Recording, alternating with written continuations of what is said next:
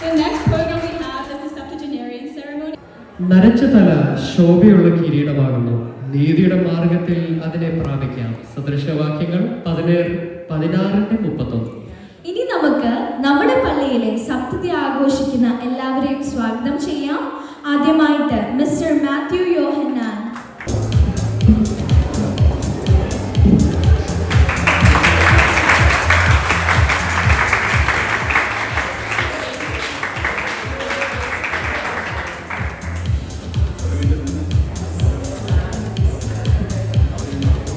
Mrs. Mariama Thomas.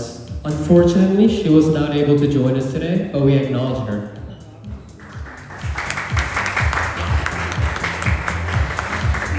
Next we have Mrs. Omana Thomas.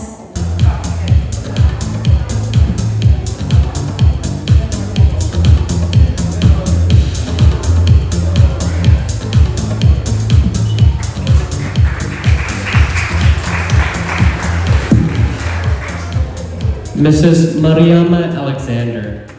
She was not able to join us today, but we acknowledge her. Next we have Mrs. Kunjumol Jonikutti. Mrs. Thankamma Yohanna.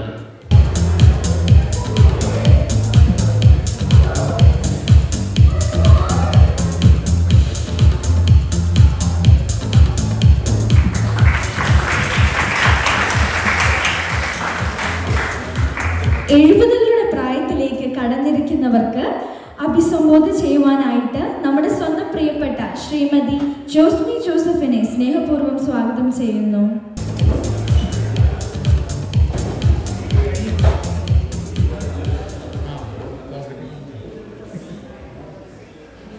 Hello, good morning to all.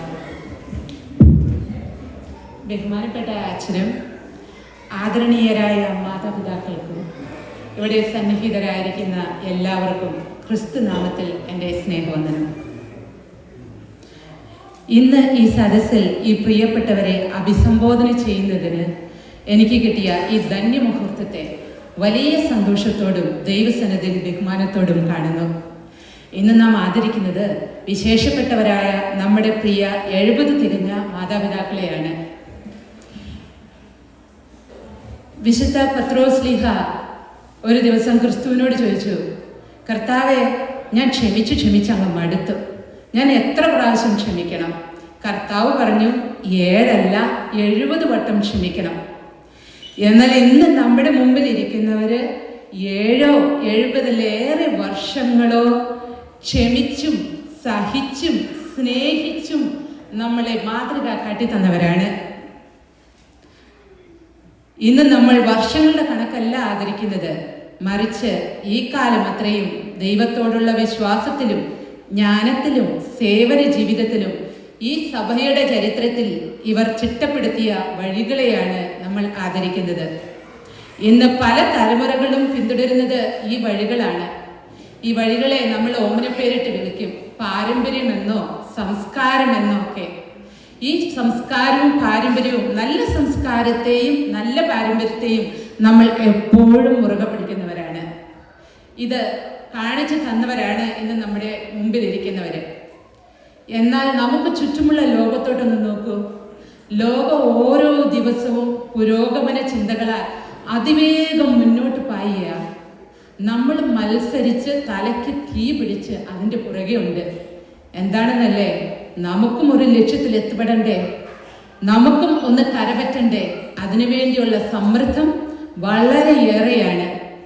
ഈ സമ്മർദ്ദം അനുഭവിക്കുമ്പോൾ ആശ്വാസം പകരാൻ ഒരു തണുത്ത കരസ്പർശം, മകനെ മകളെ എന്ന് വിളിച്ച് മാറോട് ചേർത്ത് പ്രാർത്ഥിക്കാൻ, കഷ്ടതയിലും സ്നേഹിച്ച് കൂടെ നിൽക്കാൻ, അതാണ് ഈ പ്രിയപ്പെട്ടവർ.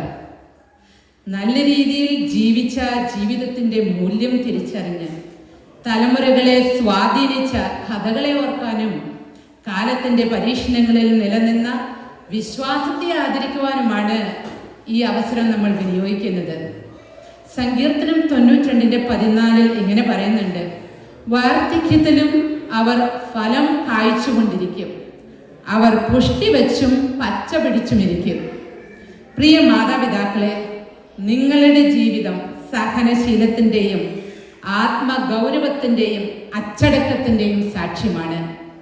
നിങ്ങൾ കടന്നുപോയ വഴികൾ ഒരുപക്ഷെ ഞങ്ങളുടെ സങ്കല്പത്തിലും ഏറെ മുകളിലാണ്. പക്ഷേ ഈ തലമുറയെ ശക്തിയോടെ ദൈവസന്നിധിയിൽ പിടിച്ചു നിർത്തുന്നത് മെഴുകുതിരി ഉരുകിത്തീരുന്ന പോലെ ഉരുകി ഒഴുകിയ നിങ്ങളുടെ ജീവിതവും പ്രാർത്ഥനയുമാണ്. ഇത് ഞങ്ങൾ നന്ദിയോടെ സ്മരിക്കുന്നു.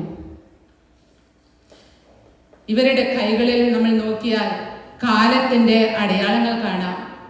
പക്ഷേ ആ കൈകൾക്ക് പ്രാർത്ഥനയുടെ ചൂടുണ്ട്. ആ കൈകൾ പിടിച്ചാണ് മക്കൾ ചുവട് വെച്ചത്, ആദ്യമായി പള്ളിയിൽ പോയത്, പ്രാർത്ഥിച്ചത്, യേശു അപ്പച്ചനെ ഒരു സ്നേഹചുംബനം കൊടുത്തത്. അതുപോലെ ഇന്ന് കൊച്ചുമക്കൾക്ക് ഇവർ കൂട്ടുകാരാണ്. നമ്മൾ പള്ളിയിൽ എപ്പോഴും അത് കാണുന്നതാണ്. അവർ അമ്മച്ചി അപ്പച്ച എന്ന് വിളിച്ച് ഓടിയെത്തുന്നത് നമുക്ക് കാണാം. ഇവരുടെ കാലടികളിൽ ദൈവ സാന്നിധ്യമുണ്ട്. ഇവരുടെ ശബ്ദം ഇന്ന് ഇടറിയതാവാം, പക്ഷേ അതിൽ എപ്പോഴും ജ്ഞാനത്തിൻ്റെയും ആശ്വാസത്തിൻ്റെയും പ്രാർത്ഥനയുടെയും ശക്തിയുണ്ട്. നമ്മൾ പലരും ജീവിത സാഹചര്യങ്ങളിൽ ഇടറിപ്പോകുമ്പോൾ, മാനസിക വേദന അനുഭവിക്കുമ്പോൾ, കുഞ്ഞുങ്ങളെ പറ്റിയെല്ലാം വളരെ ആശങ്കപ്പെടുമ്പോൾ ഇവരുടെ മുഖം നമ്മളിലേക്ക് ഓർമ്മ വരും. ഒന്ന് വിളിച്ച് കാര്യങ്ങൾ പറയാൻ, അല്ലെങ്കിൽ ഒരാശ്വാസം തേടാൻ, അല്ലെങ്കിൽ പ്രാർത്ഥിച്ച അനുഗ്രഹം വാങ്ങാനൊക്കെ നമുക്ക് ഈ മുതിർന്ന മാതാപിതാക്കളല്ലാതെ വേറെ ആരാണുള്ളത്? ഇതെല്ലാം പറയുമ്പോൾ ഞാനിതൊക്കെ കണ്ടതാ എന്ന് പറഞ്ഞുള്ള ഒരു ചിരി കാണാം. അതിനും ഒരു കൗതുകമുണ്ട്. യെശയ്യാവ് 46:4 പറയുന്നു, നിങ്ങൾ നരയ്ക്കുവോളം ഞാൻ നിങ്ങളെ ചുമക്കും. ഞാൻ സൃഷ്ടിച്ചു, ഞാൻ വഹിക്കുകയും ചുമക്കുകയും വിടുവിക്കുകയും ചെയ്യും. അതുകൊണ്ട് ഇതൊരു പ്രായത്തിൻ്റെ ആഘോഷമല്ല, ഇത് ദൈവത്തെ ആശ്രയിച്ചുള്ള ഇവരുടെ ജീവിത വിജയത്തിൻ്റെ ആഘോഷമാണ്. കാരണം ഇവരുടെ സാന്നിധ്യം ഇനിയും നമുക്ക് പ്രസക്തമാണ്. ഇവരുടെ കഥകൾ പുതിയ തലമുറകൾക്ക് ദൈവത്തിൽ ഉറച്ചു നിൽക്കുവാൻ വലിയ പ്രയോജനമാണ്. ഈ പ്രിയപ്പെട്ടവർ നമുക്ക് വഴിയൊരുക്കി. വിശ്വസ്തതയും സ്നേഹവും വിനയവും എങ്ങനെയെന്ന് ഇവർ ജീവിതത്തിലൂടെ നമുക്ക് കാണിച്ചു തരികയും ചെയ്തു. ദൈവത്തെ മുമ്പിൽ നിർത്തിയുള്ള ജീവിതം തലമുറകൾക്ക് പകർന്നു കൊടുക്കുകയും പഠിപ്പിക്കുകയും ചെയ്തുകൊണ്ടേയിരിക്കുന്നു. എപ്പോഴും നല്ല സംസ്കാരവും നല്ല പാരമ്പര്യവും വരും തലമുറയ്ക്ക് പകർന്നു കൊടുക്കാൻ ഇവർ നമ്മളെ പഠിപ്പിക്കുന്നു. ദൈവം സഭയ്ക്കും സമൂഹത്തിനും കുടുംബത്തിനും വേണ്ടി പ്രത്യേകം തിരഞ്ഞെടുത്ത ഞങ്ങളുടെ ആദരണീയരായ മാതാപിതാക്കളെ, മുതിർന്നവരെ, ഞങ്ങളെല്ലാവരും അതിഥികളായി വന്നവരും ഈ ഇടവക മുഴുവനും നിങ്ങളെ നന്ദിയോടെ കൃതജ്ഞതാപൂർവം ആദരിക്കുന്നു, ബഹുമാനിക്കുന്നു. നിങ്ങളെ ഓർത്ത് ദൈവത്തിന് നന്ദി പറയുന്നു. വചനം പറയുന്ന പോലെ ഇനിയും നിങ്ങൾ തണ്ടിന്മേൽ വെച്ച വിളക്ക് പോലെ തലമുറയ്ക്ക് പ്രകാശം പരത്തിക്കൊണ്ടിരിക്കുവാൻ നല്ല സംസ്കാരവും നല്ല പാരമ്പര്യവും വളർത്താൻ ദൈവം ദീർഘായുസ് നൽകട്ടെ എന്ന് പ്രാർത്ഥിക്കുന്നു. എനിക്ക് ഈ വലിയ അവസരം തന്ന ഭാരവാഹികൾക്ക് നന്ദി. ദൈവത്തിന് മഹത്വം.